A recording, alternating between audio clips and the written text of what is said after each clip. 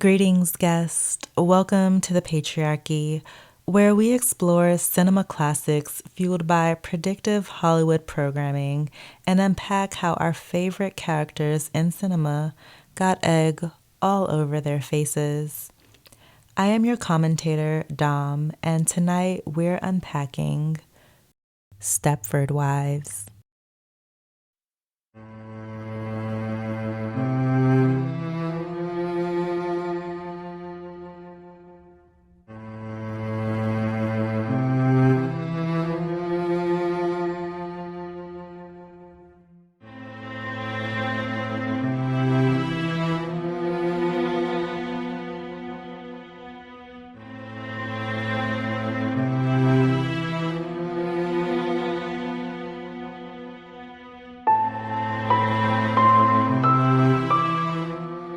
Stepford Wives debuted on the big screen in 1975 as a psychological thriller directed by Brian Forbes. This film was based on the novel written by Ira Levin, who also wrote timeless classics such as Rosemary's Baby and A Kiss Before Dying. There was also a remake of The Stepford Wives that hit theaters in 2004, but in this video we'll focus on the 1975 film because the remake was just too unbearable to sit through again. The original movie stars Catherine Ross as Joanna Eberhardt and Peter Masterson as her husband, Walter. Joanna Eberhardt, the central character in this film, is a young, passionate photographer, mother, and wife. Now I'd like to stop and make one comparison to the remake to note that Joanna's character in this version is a bit mild compared to the 2004 remake. The remake portrayed Joanna as this top executive, high-powered, castrating, wretched. But in 1975, she's completely unproblematic. She doesn't have the same super high-powered, intimidating career, and is amazingly sweet and hospitable towards her husband, friends, and kids. So for the life of me, I could not understand why her husband felt the need to subdue her. So here's the plot in summary with some notes. At the start of the film, we see her husband, Walter, packing up the car and driving the Eberhardts away from the city and into the bliss of the suburbs. Stepford is positioned as this perfect town with no crime, no poverty, and no, let's just say, diversity. Hello. You heard? Just spreading like wildfire. A black family's moving into town. The family moves into a modest house, and not too long after moving in, Joanna notices that a lot of the other wives in Stepford are a bit off. For instance, in one scene, Joanna witnesses the lovely Carol Van Zandt being groped outside by her husband in the middle of the day, and Carol has no reaction to it. We also see Carol malfunctioning at a neighborhood party, going around saying, I'll just die if I don't get this recipe. It's not too hard to distinguish the real women from the robots in this film. The real women bear truth about their marriages, with typical gripes like, my husband never loved me, or he cares more about work than me. While the Stepford wives, on the other hand, their minds are preoccupied with surface-level talk like recipes and housekeeping. I know I shouldn't say this, but I just love my brownies. The few real women Joanna forms friendships with, Bobby and Charmaine, are both interesting, witty, talented, and charismatic.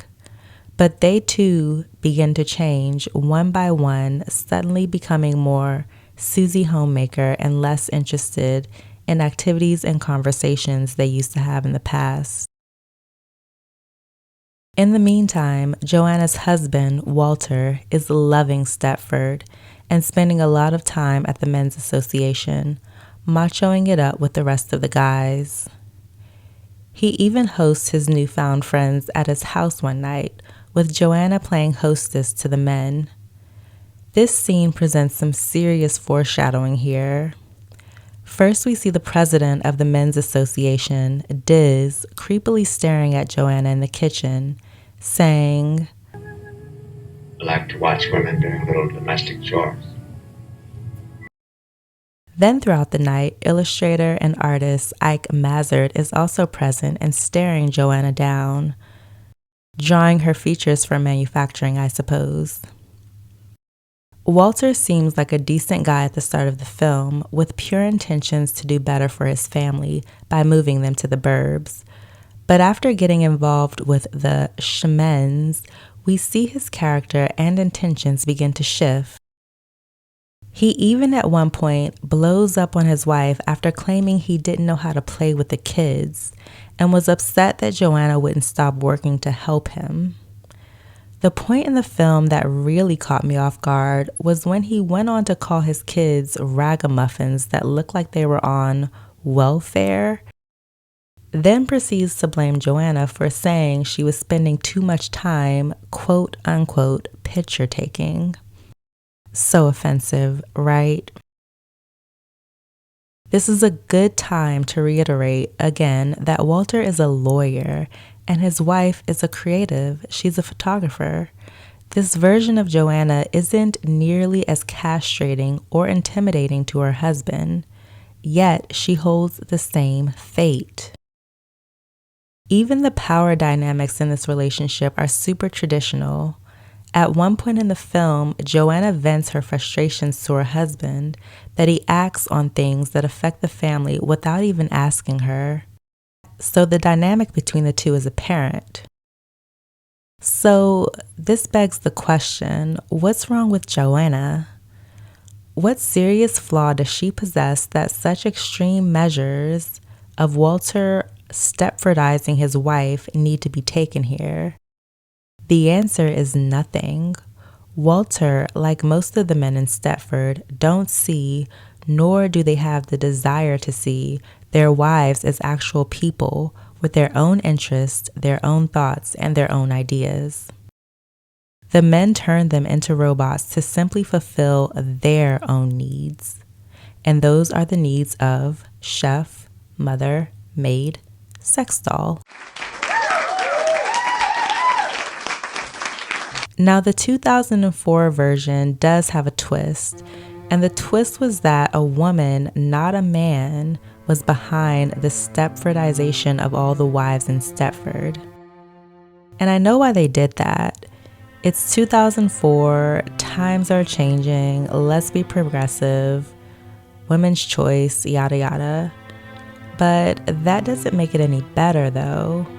The antagonist being a male-identified woman, in my opinion, makes it much worse.